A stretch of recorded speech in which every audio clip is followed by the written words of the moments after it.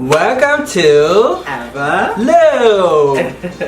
So today is 2018. Well, this year is 2018. The first pay-per-view of 2018. First pay-per-view of 2018. Yes. And we saw the first pay-per-view of 2018 because of the traditional pay-per-view of Royal Rumble. Yes, the Royal Rumble 2018. Yes. And this pay-per-view was historic. It was historic. History making. It is one of the, I gotta say, one of the best Royal Rumble that we ever seen for a long time. Yes. And there's so much we gotta talk about. Yes. And of course, you know, I was running a little late. I was just getting myself prepared, getting a haircut, you know, because I don't want to look so messy and so much in the show. So he's gonna talk about the pre-show. So we're gonna talk about the pre-show, and then we're gonna talk about the regular matches, and then give our grade, give our thoughts and opinions. Yes. And our favorite moment and our least moments about the match. Yes. And Nick picks and stuff. Yes. So he's gonna get off and talk about the pre-show right now. The pre-show, there were three pre-show matches, because the pre-show was 2 hours long. And so the first match of the pre-show was a 6-man tag team cruiserweight match with the three masked men. It was Kalisto, Lindsay Dorado, and Grand Metalik against TJP, Drew Gulak, and Jack Gallagher.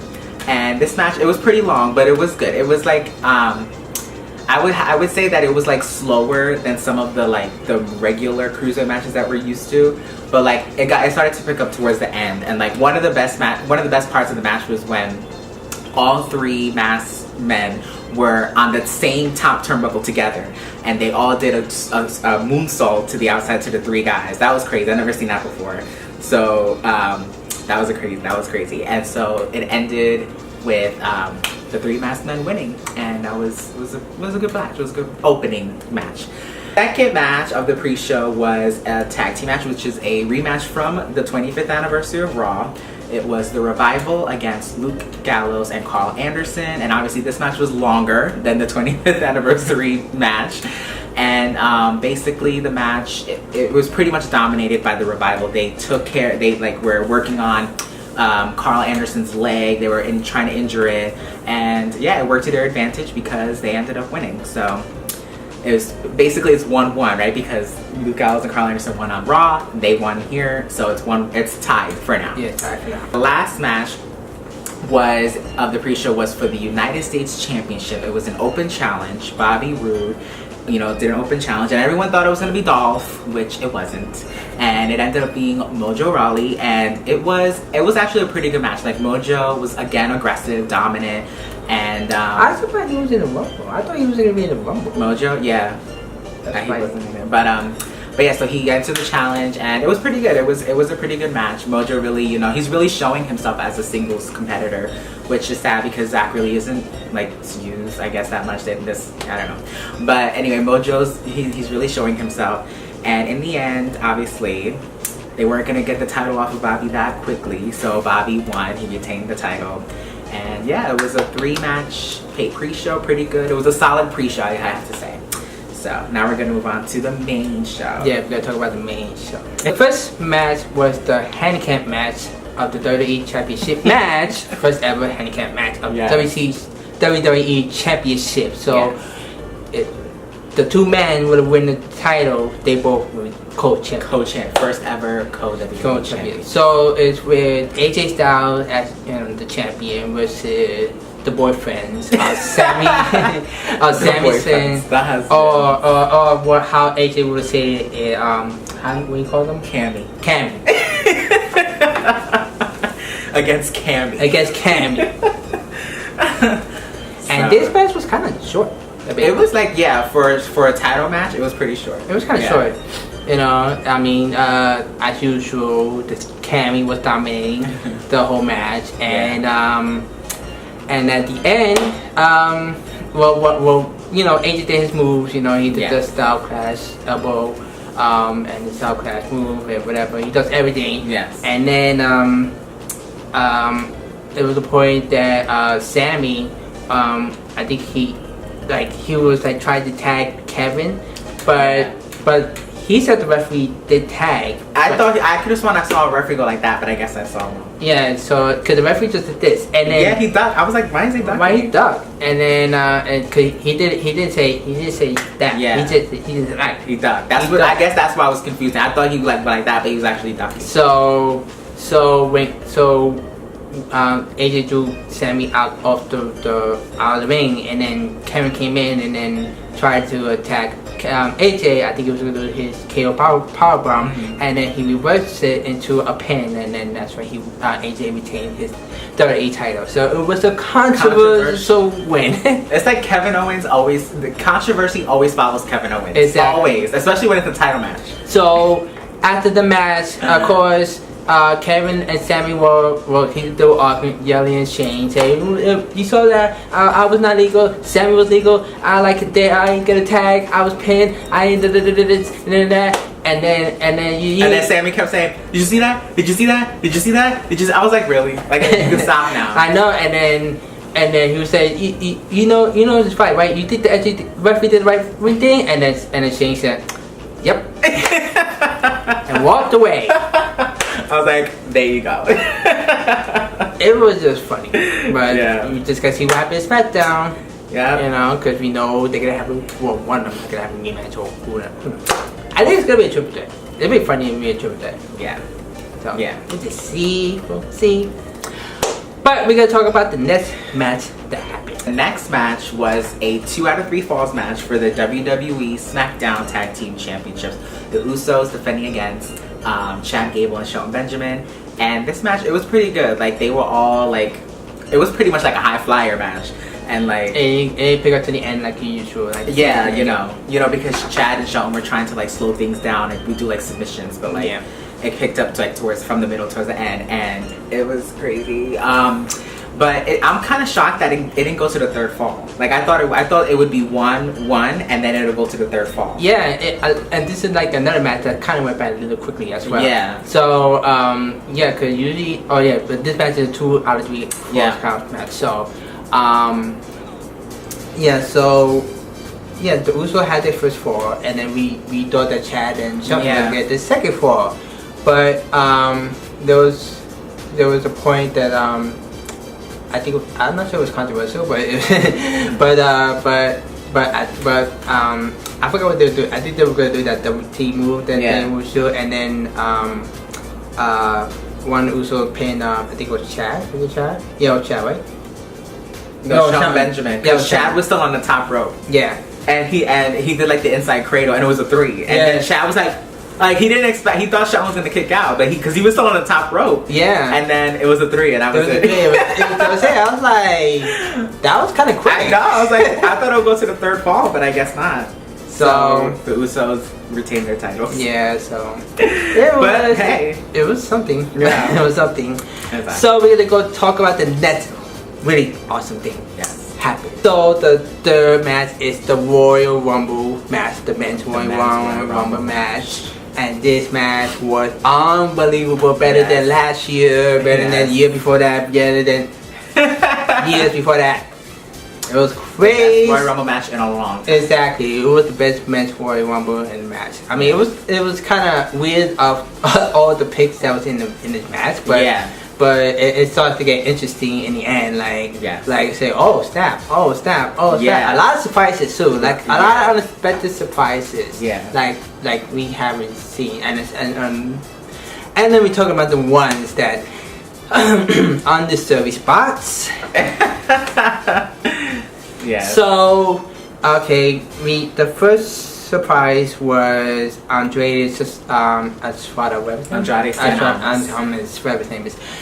He is a current NXT champion, and he is. I'm not sure what number he was, but he was in a match, and I'm saying to myself, I don't understand why he's in this match, and he is champion, so he's not trying to be greedy. So okay. Trying to be greedy. So, and he lasted a long time. Exactly. I was like, oh my god. He lasted a long time. So it was just right. Yeah. And Finn battle was number 2, and number 1 was Rusev. Yeah. So Finn lasted kind of long.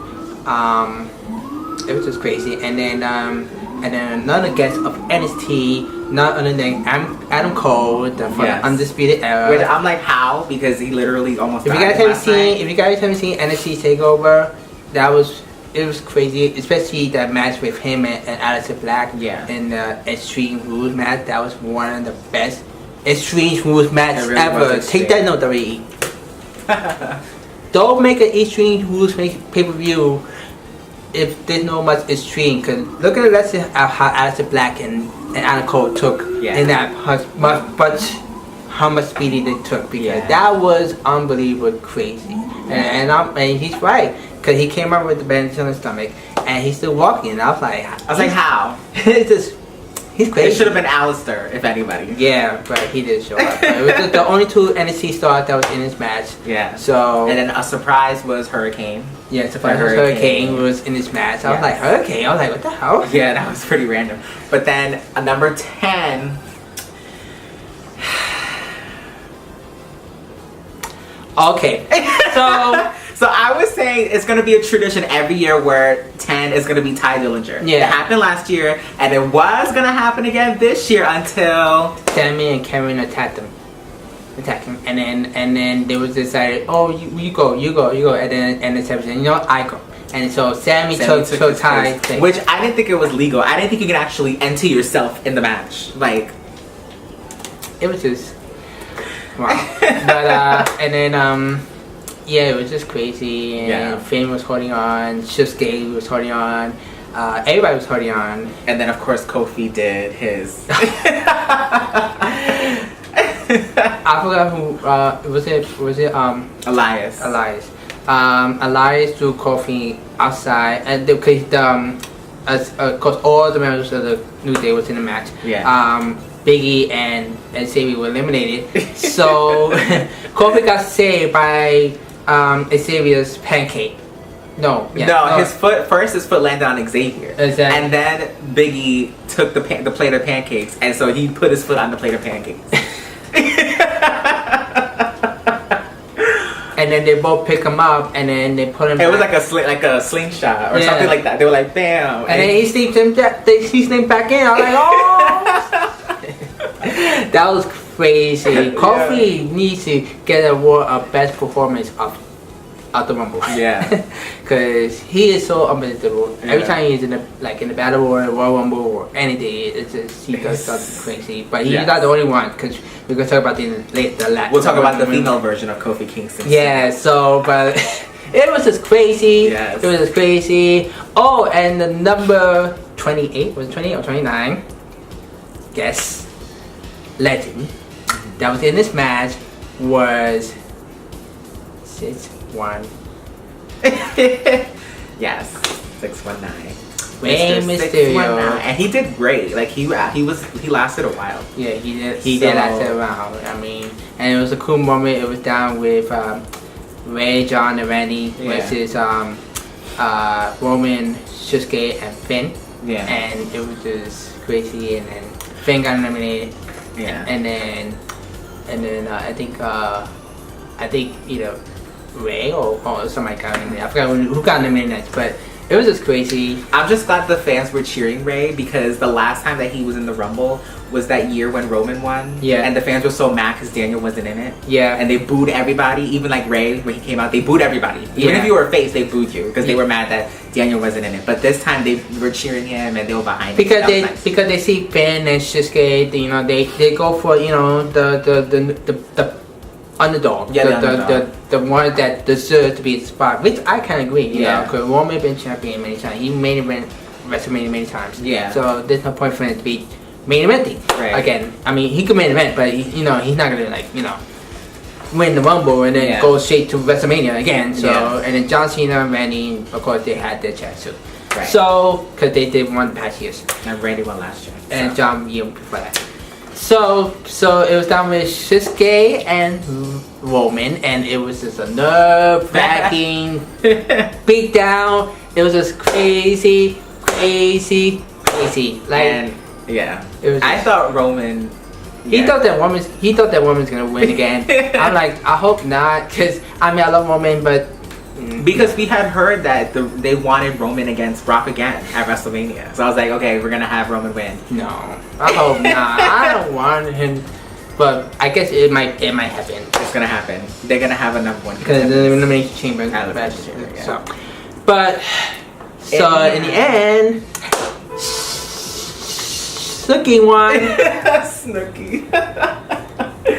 That's what he won. Shinsei Nakamura. Yeah, Shinsuke won, and this is his first time winning a big match. This is the first time I think ever that a person won their debut Royal Rumble match. Exactly. This is his first Royal Rumble match that he won. Exactly. Like, that's crazy. And he even got a chance to win no title. Even as many times he fought against Jinder Mahal. Yeah. He keep losing. Now he's gonna have a chance to face, hopefully, if AJ is still champion by Fastlane. Yes. You know, and then maybe to WrestleMania, and then we just see what happens. Yeah, because because Shinsuke said that he's gonna challenge the SmackDown WWE title. Yep. So whoever that is gonna face Shinsuke. Yep. So it was. So we're gonna talk about the next match. Yes. That happened. Next match was for the Raw Tag Team Championships with Seth Rollins and Jason Jordan defending against The Bar, Cesaro, and Sheamus. And by the way, Sheamus, happy birthday, 40 years old. Yeah, happy birthday. And this match was okay. I mean, I can understand why they did what they did, because we all know that Jason is according to the articles that we read online, Jason is injured, so he didn't really do much in this match, and he was taken out, and he was basically like laying on the floor hurt. And then there's the point that he had given up. Yeah. So yeah, he didn't do much. So Seth Rollins it was pretty much another handicap match. And so Seth did well by himself for a bit, for like a good while, and then then Jason tried to come in, and he tagged himself in, and he was still like had a concussion. And so he tagged himself back out. I was like, I've never seen that before. And so Seth came back in, and then Cesaro and Sheamus were double teaming him. Then it ended with the double team move. So The Bar is tag team champions again. 4 times. 4 times. So we don't know if they're gonna get the title back, or we're gonna get a new tag team. Or maybe hopefully a new tag team. Maybe the club's probably gonna get it this time. So because the reason why I say the club, because they want to have that oh my god, Finn Balor. Hopefully that Finn Balor he could face Brock for the Universal Champion. Exactly. So, but we'll see. But so Jason, if you really are injured, get well soon. That's all. Yeah, take a break. Yeah. So we're gonna talk about the next match that happened. So the last title match, yes. The last title match for the Rumble is the WWE Universal title between the Monsters with Brock Lesnar, the part-timer, Braun Strowman, the crazy ass man who destroys everything, Kane, who was running for Congress and so decided to be an evil man. I'm sorry. And this match was really good. It was really extreme. Braun did what he did. Yes. And then, but Brock did the same thing. It was just crazy. It was like, everybody was using tables. It was like multi-table this whole match. It was a table match. The only thing they didn't use was a ladder. Exactly. But everything else they used. Yeah, Kane used to chair the last minute. Yeah. But it was crazy. Everybody did, move back and forth, did this and then that. Yeah. And then Brock had most beatings. And like, he said that every time he had the most beatings, that like, Braun and Kane will, face each other, whatever, and then on a sudden, Brock does the F5 and wins the pin, so that's it. That always happens. Always. We saw it when we went to freaking SummerSlam, that Fatal 4-Way. He got the most beat up. He actually left because he was left. Remember, he left in a stretcher. He came back and won. Like, how? Why? I don't understand why is he champion if he doesn't. He's not gonna defend the elimination champion. And what made me mad was Michael Cole when he was like, "Oh, he's the longest reigning current champion in WWE." I was like, "That's because he never defends it." Not a war. not any other each pay-per-view. You know, SmackDown has defended all titles from every show, from live shows and pay-per-views. WWE, you need to like either do something with Brock. You know, when he loses his belt at WrestleMania, please, the love of God, do not give him back the belt after that, because we need to have all titles.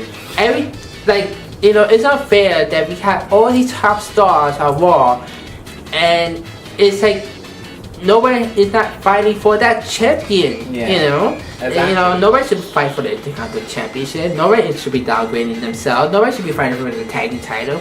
You know, they need to be Universal Champion, like Finn Balor, Roman Reigns, or even Seth Rollins, Dean Ambrose, anybody, Miz, anybody. You know, like you know, that title hasn't been on the show for like 2 or 3 months until he appears on Raw like 2 or 3 like a month before like a traditional pay-per-view, or a month whenever he has to be in a pay-per-view that is not traditional. Right. So anyway, in the end, Brock we know he won. We know that's his predictable. Yes. So we're gonna talk about the last and the final historic match that happened. Last match of the night is the Women's Royal Rumble match. I am pitching myself like I can't believe that we witnessed a Women's Royal Rumble match. Yes. We witnessed the Hell in a Cell. We witnessed the Money in the Bank. We witnessed a street fight. Well, we know street fight always happens. Yes. False count, we know that happens. What's that? Iron Women's match. Yes. A tables match will happen. I'm not sure where the chess match has been, but yeah. Always left is the Elimination Chamber Raw, which is probably gonna happen. Yeah. They're gonna definitely announce that. So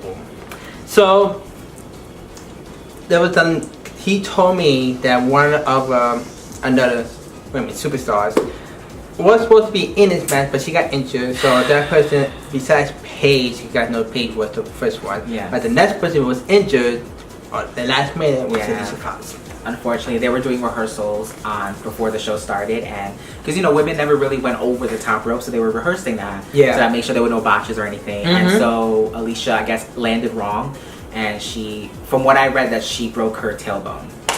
That's gotta hurt. So yeah, Alicia. I know. She must be devastated that she was. Yeah, she was so close to being in it, and then last minute, got hurt. It's like her and Paige. It's like It's like I feel so bad for them. Yeah, you know? But there's always next year, so hopefully, cross fingers. No injuries before that. I mean, I respect WWE because they had house shows yesterday and the day before, and they had no women's matches because they wanted to make sure all the women were good, they were healthy. Because every time we said this, and I keep saying this in these messages, is that it is a war curse. Raw, I don't know, someone did the voodoo on Raw for some reason. And yeah, everybody, it's like a witchcraft going on Raw because everybody's getting injured like non-stop, even before traditional pay-per-views. Yeah, everybody's getting injured non-stop. But the Royal Rumble match, it was crazy. These women flung it like how the men flung it. Yes. But they flung it. Yes. Like, I mean it. I gotta give props to these ladies. Like, I'm gonna give like a huge standing ovation. Like, if we were there in person, if we went there in person, we would be as excited as the audience in this match. Yes. But of course, everybody was in this match. You know, Sasha, Bailey, Becky, Naomi, Dana, all the main rosters, except for Alicia Paige. Yes. And the rest, we don't know the mystery because there was a lot of empty slots to be filled. Stops. Yes. So I told him I bet the ones who appear on the 25th anniversary Raw episode were gonna be in the match, and I was correct. Yes, they were all in it, except the pregnant ones and Terry. Yeah, except for Terry. Except for the pregnant ones and Terry. And Terry, because Terry really wasn't a wrestler. But yeah, Trish Stratus was she was the last one, which she did great. Okay, let's go in order. The first legend was Lita. Which, yeah, she was surprised. That was surprising because she wasn't on Raw. Yeah. I kind of, so that was good. Then we had Tori Wilson, who was on Raw, and she looked really good. Yep. Molly Holly, another surprise. She was a surprise when Molly Holly came out. I'm like, oh my god! Yes. And that was awesome. Molly looked really good. Yeah. Michelle McCool. Yeah, She was good. She was awesome in this match. She was great. She actually lasted longer too. I think she was a legend that lasted longer. Her and Trish. Yeah. And Lita, I think. They were like the three that lasted longest.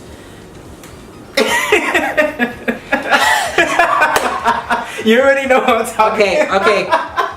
If you guys haven't seen the episode of 25th Anniversary War, like when they called all the general manager, there was one specific general manager they haven't called out, and this one appeared, but she appeared in this match.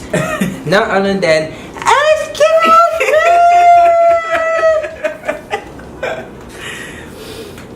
Yes. She came out just screaming. She did nothing. She just screamed. She just screamed in the match. At least it's better than Santina, though. Exactly.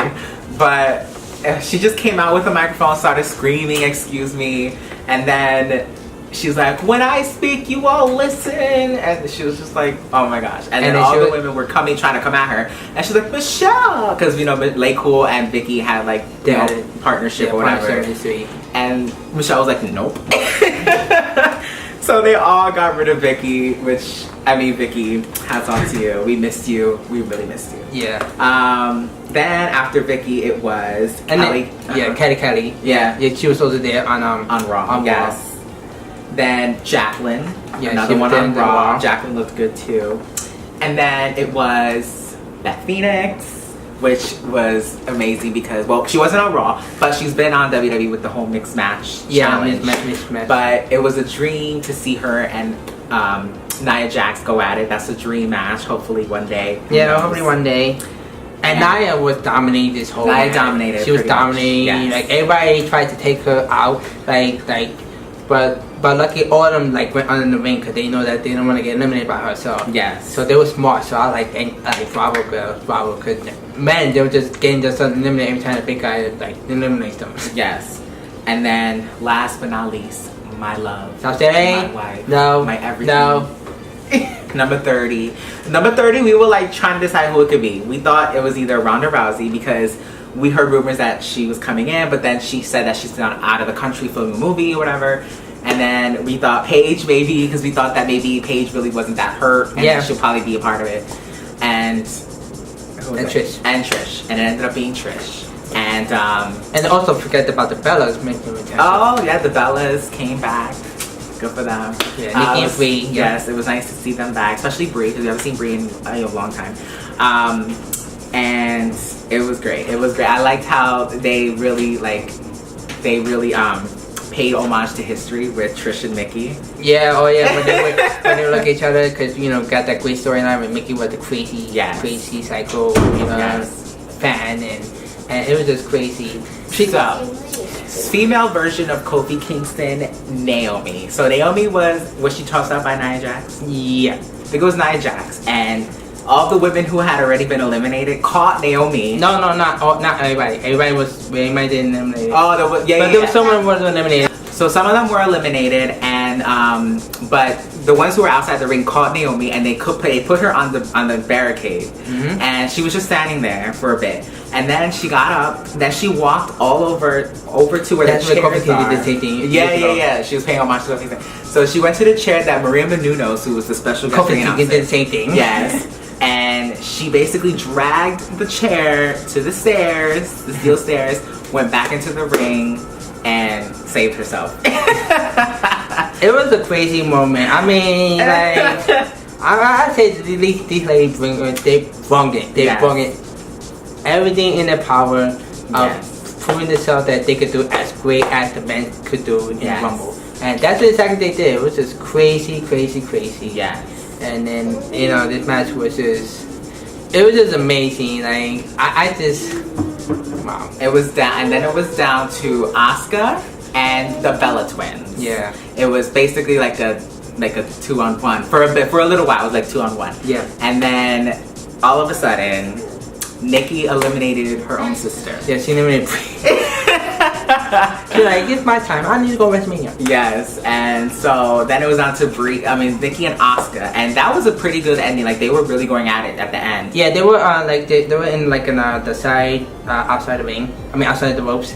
And I assumed that they both gonna get eliminated at the same time. Yeah. That was with John Cena and it was John and Batista. Oh right. Remember and then Vince came out. Yeah, I remember that. And I said, imagine that happens again. And then Stephanie had to be like, "Excuse me, no, it has to end." But anyway, so the way Asuka put Nikki over the top rope scared me because she grabbed her neck with her legs.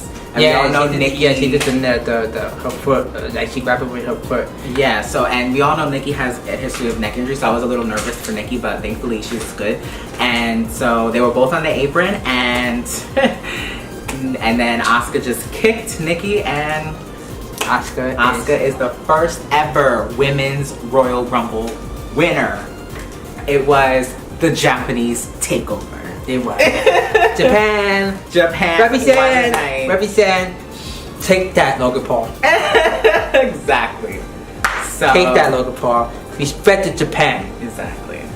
Shinsuke and Asuka are going to WrestleMania, but there was a surprise at the very end. Well, because there's a moment because in the men's Royal Rumble, Shinsuke chose his challenger. Yeah. But with Asuka, she was supposed to choose her challenger. Maria was the guest announcer. Yeah. And Stephanie was the commentator. Yeah. So, and I forgot about the with the men.